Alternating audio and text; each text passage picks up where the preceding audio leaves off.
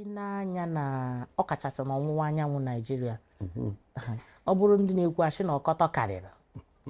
Nchekwa dịghọzi.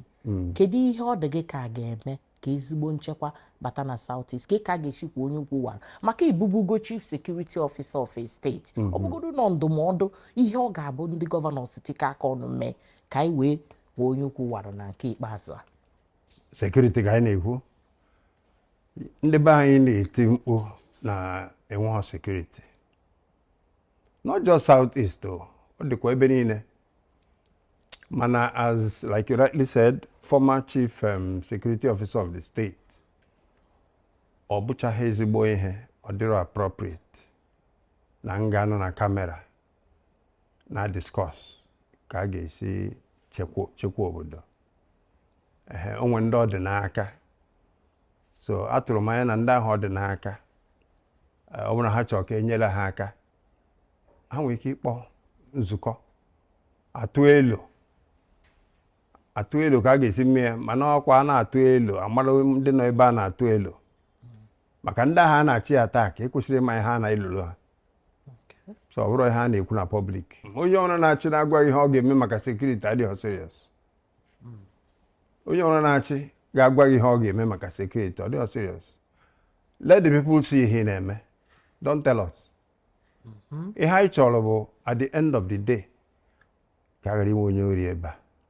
Ka ghara akọ kidnapping. Otu isi mee ya with your business.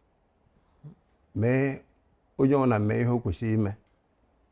Onye chọkwa ka enyere ya aka ọkpọ nzukọ ekwuo maka ya.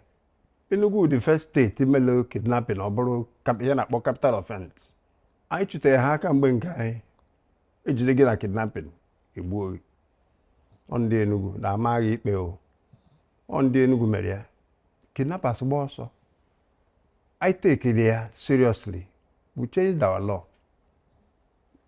Ndị na-emeri ya, all the kidnappers Enugu na-abe ha. Enugu was safe. Enugu was declared both by the president and the inspector general of police as the state in Nigeria with the least crime rate. I gwara ha kwuo ya. Onye nke IG mgbe ọ na-ekwu nke ọ sị ya na-ekwu ya maka na ya ma na ya ji records na na-enye record every day ka crime dị na country. Enugu nwere the least crime rate. We didn't go about talking about it. Ihe anyị mere or result ka ndị mmadụ na-anụ. And I believe not the way it should be. You don't tell people ihe ị ga-eme. Maybe ya ka a na-afụ ya ka ndị be anyị dị safe. Abịa maka nke Nnamdi Kanu ebe anyị na-ekwu maka anya bụ security. Enwere clamor ịmago among anyị nwa bụ ndị Igbo setọpụ Maazị Nnamdi Kanu setọpụ kedu ihe ị nwere ikwu maka ya? Ịtọpụ Nnamdi Kanu nwere ụzọ na-abụ to it. Ọ ịtọpụ ya ekpechi ikpe release ya ka ọ ịtọpụ ya na ọmata ihe o mee ka president release ya. Ndị mmadụ sị na atọpụ ya na udo ga-adị. Onye ka na-ekwu ọ bụrụ sentiment ka eji eme ihe gbasara crime. Only the president nwere the prerogative inye grant ya pardon either before trial or after trial.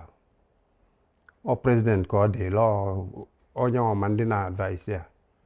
Enwere m ihe m ga-ekwu na ya mana ọ bụkwara nke court ma ntụ ekwu ọnụ na ya ọ court ka ọ dị sub judice ekpe ya ikpe onwe ihe o mere.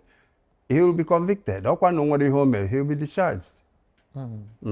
Ọ dị mma onye nke ọzọkwanya na ya na-ekpọkwanya bụ gani a na-akpọ Simon Ekpa enwekweru ka a na-ekwusi ma enye extradite to Nigeria ka ikpe enye ikpe dịka onye ọka ikpe ibu kedu ihe iche nụ? Ife iwu kwuru. Ọ bụ na government of Nigeria feel na onwe ihe o mee. Yes, they should file for extradition. Ebulete ọ bịa ebe ekpe ya ikpe. Ekpe ya ikpe. Unu ikpe kwetara onwe ihe o mee. They will punish him accordingly. In the heart of the city where stories unfold, NjenjeMedia TV shining bright and bold, bringing news from the corners of the globe, connects us together no matter